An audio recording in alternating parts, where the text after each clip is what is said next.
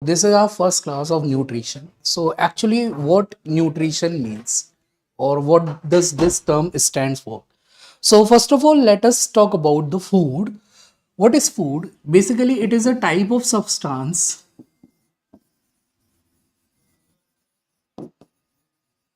which helps us in number one, it is the source of energy. It provides energy to our body, or basically, it provides energy to each and every cell of our body. Second thing, it helps in the growth. It helps us to grow in mass, in number, in size. Okay. It helps in development.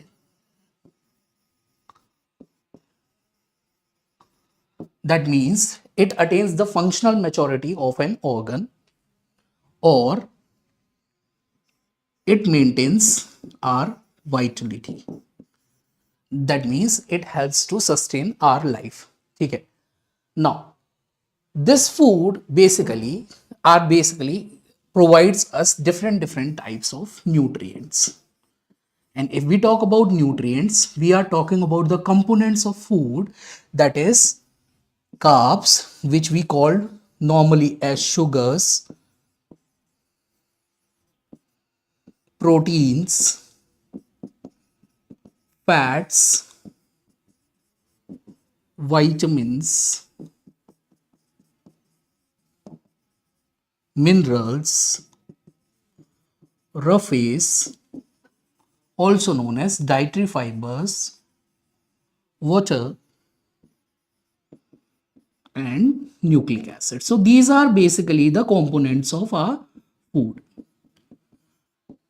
So nutrients are those things which gives us energy, growth, development, vitality, which usually come from the food.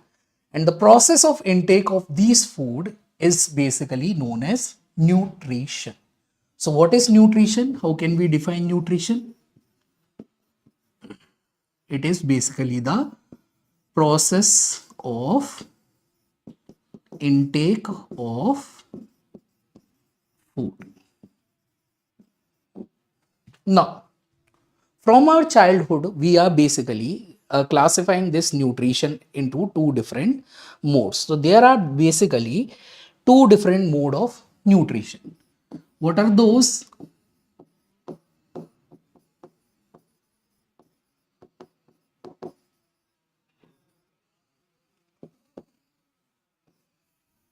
Some organism can synthesize their own food by different process, either by photosynthesis or by chemosynthesis.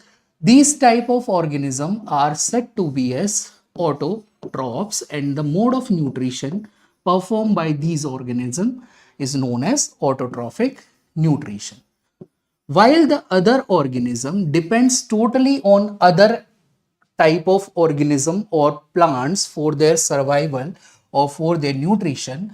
These organisms are known as heterotrophs, and the mode of nutrition is known as heterotrophic nutrition. So in simple language, we can define them as, okay, that is, they can synthesize their own food,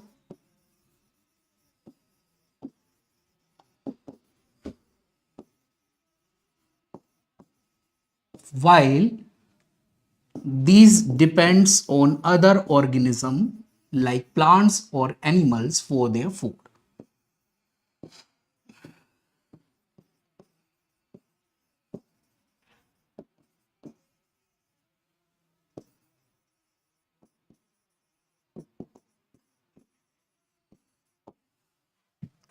So basically, in lower levels, there are three organisms which can synthesize their own food for the lower level. But if we go talk about the higher examination like PCS and others, there are different types of autotrophic organism which can either synthesize their food either by chemosynthesis or by photosynthesis. While here we are discussing the general science, and in general science there are only three organisms and only one type of autotrophic nutrition, that is photosynthesis. So these organisms like plants, algae, and blue-green algae, which is a type of bacteria also known as cyanobacteria, are the organism which synthesize their own food by the process of photosynthesis. So these are photosynthetic autotrophs because they are performing photosynthesis to obtain their nutrition.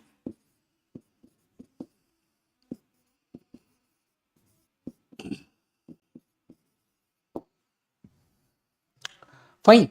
So all these three organisms, okay, provides oxygen to the environment and get their nutrition with the help of photosynthesis, that is by using sunlight. Fine. Okay. Now, if somebody is ask you the maximum number of oxygen produced by which of the following organism, the answer is these are the maximum oxygen producers of Earth.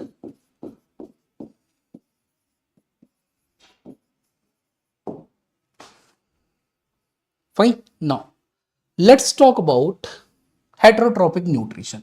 Now, heterotrophic nutrition are different in both plants as well as in animals. So, we have to discuss heterotrophic nutrition in plant as well as heterotrophic nutrition in animal. So, let's first start heterotrophic nutrition in plant.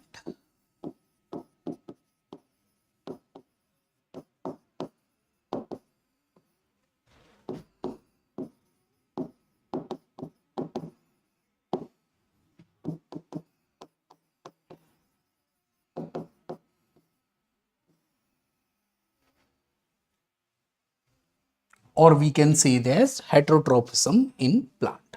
Now, its first type is carnivorous or insectivorous plant.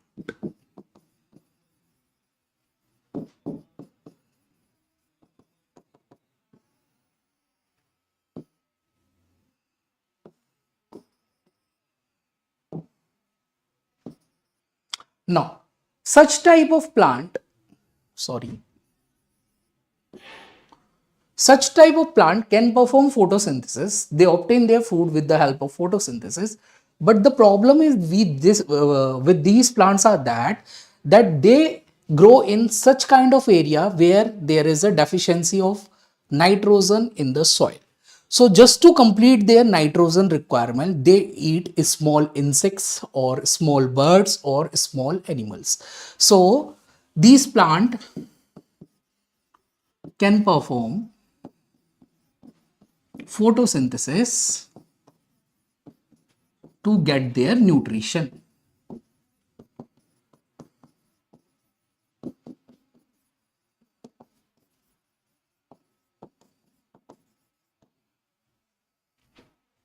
The plant can perform photosynthesis to get their nutrition, but these plant grows in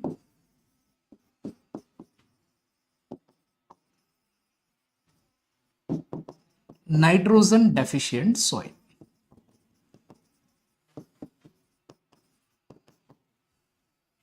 So to complete their nitrogen requirement,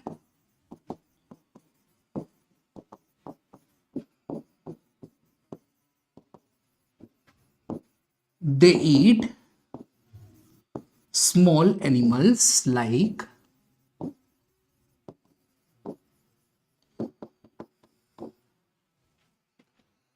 insects, birds, frogs, etc. For example,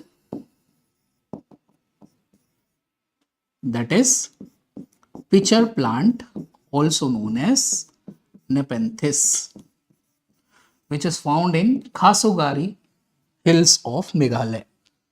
Then we have other insectivorous plant too, like We have Venus flytrap, also known as Dionia.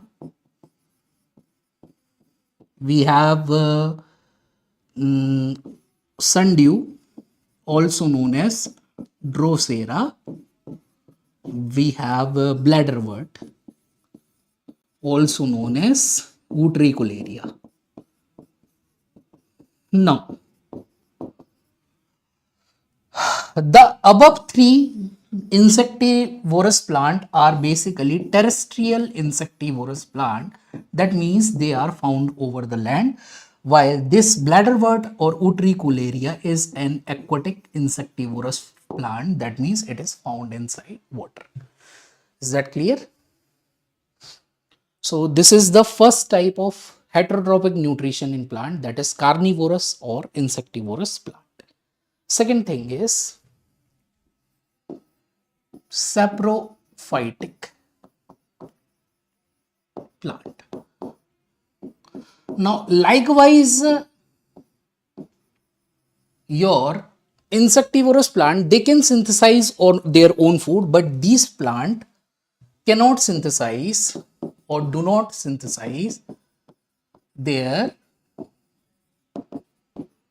own food as they lack chlorophyll. So if chlorophyll were not there, they are not able to perform photosynthesis. Then how these plants get their nutrition? So these plants grows over dead, decaying organic matter and obtain their food from it.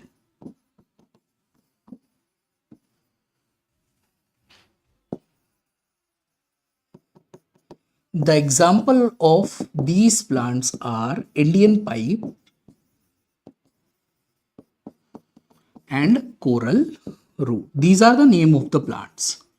This is not the pipe we use in our household item. This is a name of the plant. The scientific name is Monotropa, but you don't have to memorize it. You just have to know the name, that is Indian pipe. Third is symbiotic. Such a type of nutrition, it is like a barter system in our history, in which we used to take something from the person and give in return some other thing to that, so that both get mutual benefit. Such type of nutrition in which both organism will get mutual benefit is known as symbiotic nutrition. Okay. The best example of symbiotism is lichens. All of you have seen the growth over the walls or over the wood or over the rocks during the time of rainy season. Okay. We call them, these are kai, or we call them, these are sheval lagi, but it is not sheval or it is not kai. It is the combination of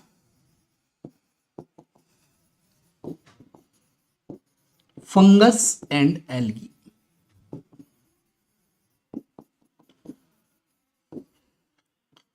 So basically, lichens are the symbiotic relationship between fungus and algae. The fungal partner provides shelter, water, protection to algae, while algal partner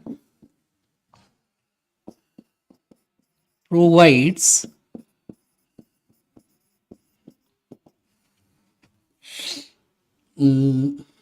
food to fungus. So this is the best example of mutual benefit, that is lichens. Also, lichens also act as an bioindicators. These lichens are the bioindicators of air pollution. They detect sulfur dioxide pollution. If the amount of sulfur dioxide in air is high, that means air becomes acidic, and in acidic environment lichens do not grow. That is the reason nowadays we don't find any kind of growth over our ball during rainy seasons because the air is little bit acidic. That means our air is containing sulfur dioxide as a pollutant. Is that clear? Another example of symbiotic relationship is the relationship between the root nodules of legumes and your rhizobium bacteria. Fine. Next type of nutrition is parasitic. In this such type of nutrition, one organism get benefit while the other get lost. Okay. So one get benefit.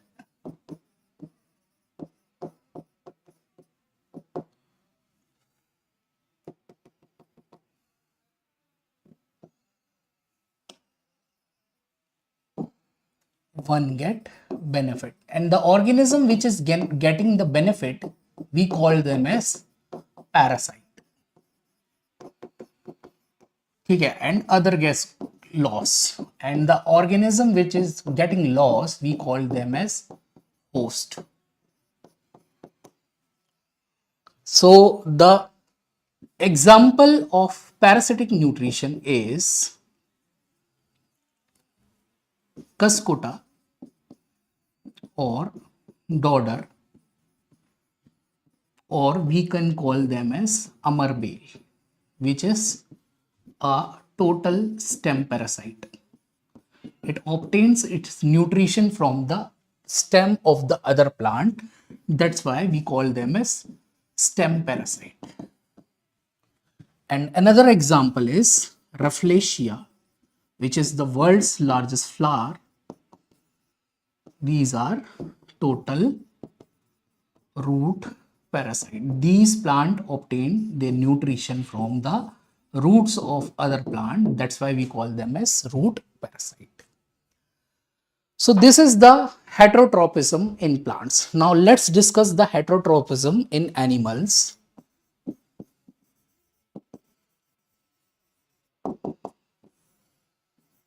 So first of all, holozoic nutrition. Now those organisms which are getting their nutrient or which are taking up their nutrient from their mouth are called as holozoic. So taking nutrient with the help of their mouth.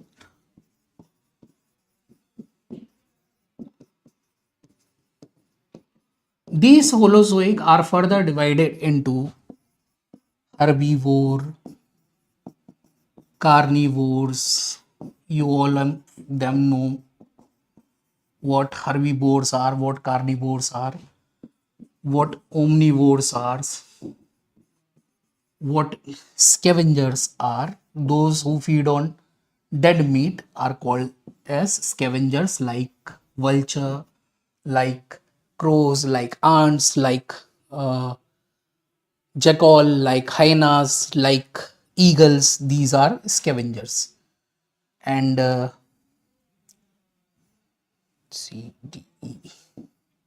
sanguivores. Now, those who obtain their nutrition from blood are known as sanguivores. The best example is leech, ticks, bugs, lice, etc. So these are the following examples of holozoic nutrition. Next thing is saprozoic. Just like saprophytic plant, these organisms obtain food from dead, decaying organic matter by decomposing them.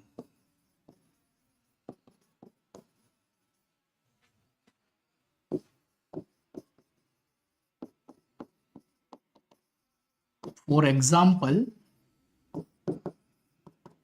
earthworm, maggots, the white color worms which you have seen over the dead bodies of the dogs lying over the insects. Okay, then bacteria, fungus, etc. These organisms are also known as the decomposers, also called, we also known as decomposers.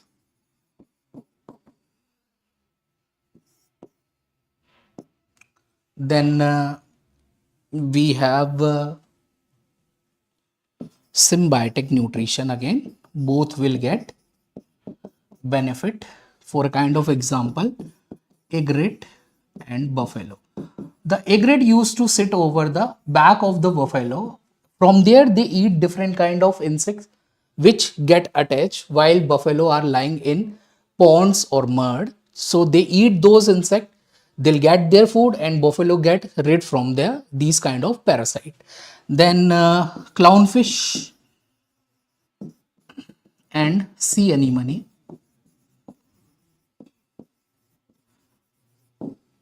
No, sea anemone is a kind of organism or sea organism. ठीक है?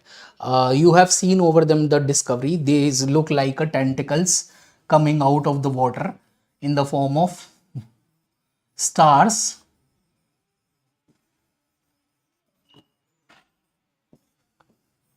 On the bed of the surface bed of the sea. Now these tentacles contain some neurotransmitter, sorry, not neurotransmitter, some neurotoxic chemicals. So none of the animals goes near to them.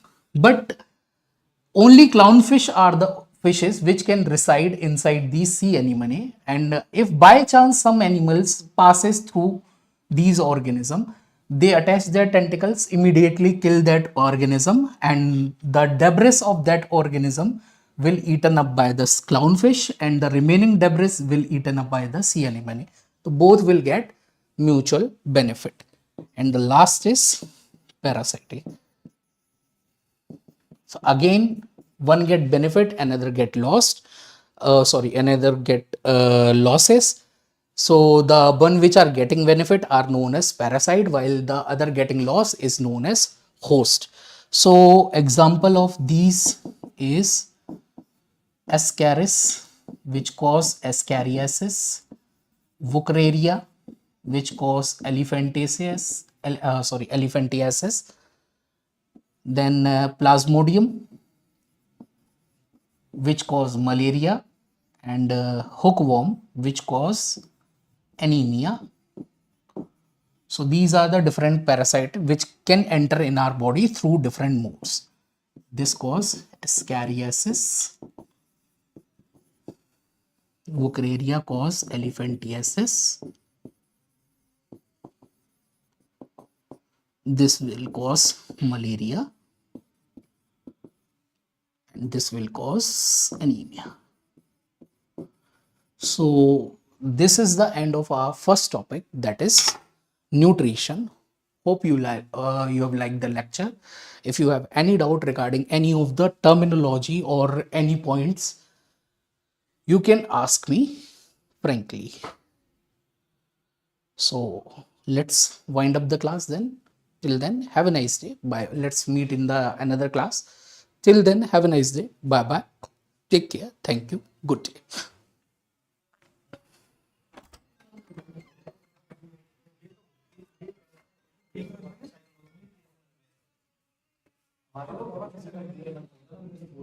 See you long time.